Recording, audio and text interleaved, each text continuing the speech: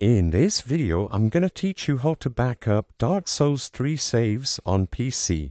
It's a very quick and easy process, so make sure to follow along.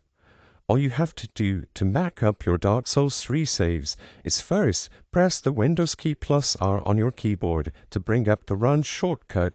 As you can see, when you press the Windows key plus R at the same time, you will bring up the Run window to input a command. If Windows plus R does not work, simply open up the Windows Start menu and search for Run. When you open up the Run window, in the Open search box type %app data % and then press OK. You will be immediately redirected to the app data roaming folder. In here, if you have Dark Souls properly installed on your computer, you should see the Dark Souls 3 folder. As you can imagine, this is where all of your saves are located.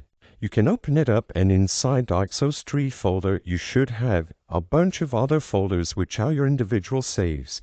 As you can see, I don't have done, but like I said, this is for demonstration purposes only, and you should have all of your saves over here.